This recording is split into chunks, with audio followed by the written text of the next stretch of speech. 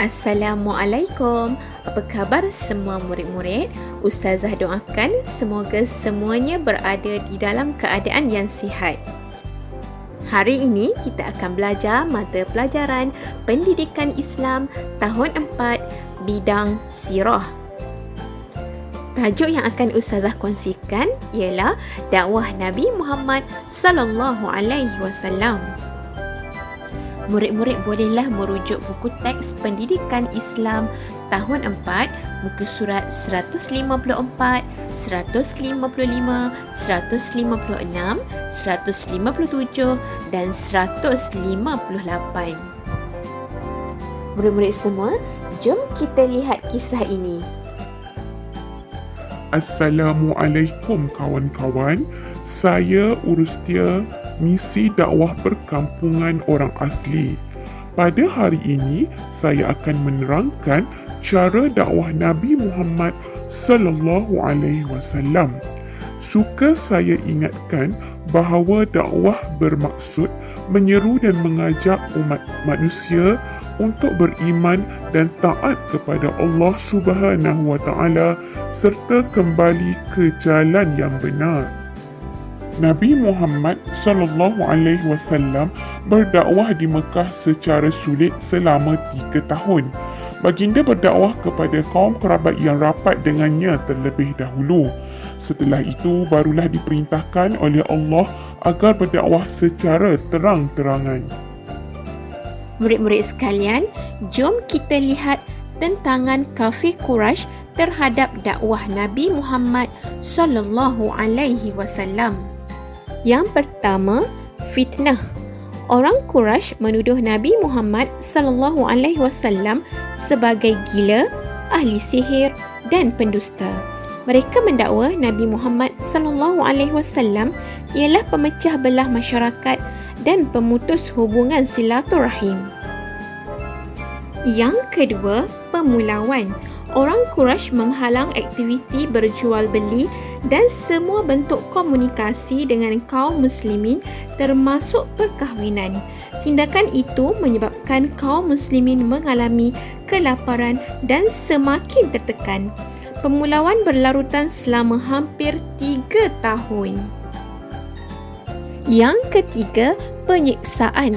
Terdapat pelbagai siksaan yang dilakukan terhadap kaum muslimin seperti dijemur di padang pasir dan diletakkan batu yang besar di atas dada mereka seperti yang berlaku kepada Sayyidina Bilal bin Rabah. Dan yang keempat, pembunuhan. Ada juga dalam kalangan para sahabat Nabi Muhammad sallallahu alaihi wasallam yang dibunuh dengan kejam seperti Sayyidina Yasir dan Sayyidatina Sumayyah. Murid-murid yang ustazah sayangi sekalian, sekarang kita lihat pula akhlak Nabi Muhammad sallallahu alaihi wasallam dalam menghadapi tentangan kaum Quraisy. Yang pertama, bersabar. Nabi Muhammad sallallahu alaihi wasallam sentiasa bersabar dengan ujian dan cabaran. Yang kedua, bergantung harap kepada Allah. Nabi Muhammad sallallahu alaihi wasallam tidak pernah putus asa. Yang ketiga, prihatin.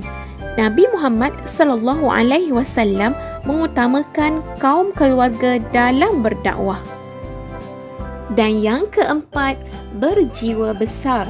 Nabi Muhammad sallallahu alaihi wasallam sentiasa berhikmah dan tidak pernah berdendam. Baiklah murid-murid, seterusnya kita lihat pula akhlak Nabi Muhammad sallallahu alaihi wasallam dalam berdakwah. Yang pertama, Nabi Muhammad sallallahu alaihi wasallam sentiasa optimis terhadap janji dan bantuan daripada Allah Subhanahu wa taala. Nabi Muhammad sallallahu alaihi wasallam menolak tawaran daripada kafir Quraisy seperti pangkat, harta kekayaan dan wanita. Baginda tetap yakin dengan pertolongan Allah, meneruskan usaha dakwah sehingga berjaya. Yang kedua, Nabi Muhammad sallallahu alaihi wasallam seorang pendakwah penyayang. Ketika Nabi Muhammad sallallahu alaihi wasallam berdakwah di Taif, penduduk Taif menolak dakwah baginda dengan mengusir dan mencederakan baginda. Lalu datang malaikat membuat tawaran kepada baginda untuk membinasakan mereka. Baginda menolaknya lalu berdoa agar mereka menerima hidayah. Dan yang ketiga, Nabi Muhammad sallallahu alaihi wasallam seorang pemaaf. Semasa peristiwa pembukaan kota Mekah, baginda telah membebaskan penduduk Mekah yang pernah melakukan kejahatan kepada baginda dan memaafkan mereka. Tahukah murid-murid sekalian, Nabi Muhammad sallallahu alaihi wasallam berdakwah secara sulit berpusat di rumah Sayyidina Al-Arqam bin Abi Al-Arqam. Nabi Muhammad sallallahu alaihi wasallam juga berdakwah dengan pelbagai cara, antaranya dakwah secara lisan, iaitu melalui nasihat, tazkirah, dialog, bercerita dan berdebat. Nabi Muhammad sallallahu alaihi wasallam juga berdakwah secara perbuatan, antaranya dengan ziarah, memberikan hadiah, mengutuskan surat, menghantar utusan dan berakhlak mulia. Masya Allah, murid-murid sekalian, betapa hebatnya Rasulullah sallallahu alaihi wasallam. Sebagai umat Nabi Muhammad, kita patut berbangga kerana mempunyai Nabi yang begitu hebat pada pandangan masyarakat.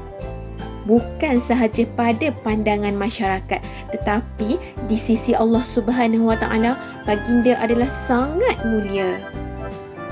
Murid-murid yang Ustazah sayangi sekalian, apa yang dapat disimpulkan daripada tajuk dakwah Nabi Muhammad sallallahu alaihi wasallam ini?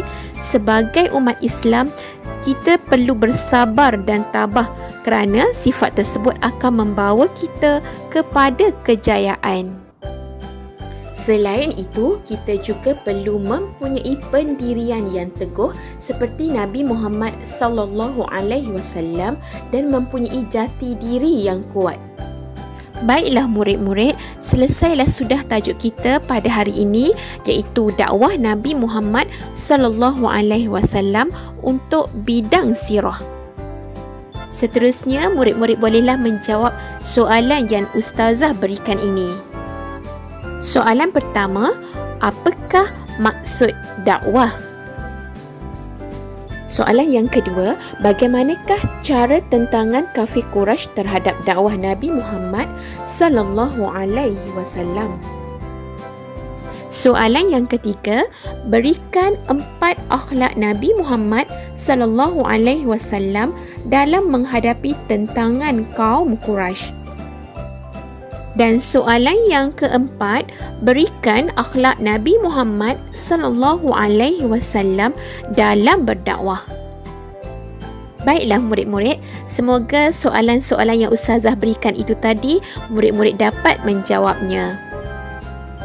Baiklah murid-murid, Ustazah harap apa yang Ustazah kongsikan dalam tajuk dakwah Nabi Muhammad sallallahu alaihi wasallam ini memberi manfaat kepada semua yang menonton. Terima kasih kerana sudi menonton video Ustazah ini. Belajar rajin-rajin tau. Okey, kita jumpa lagi pada video yang akan datang. Bye. Assalamualaikum.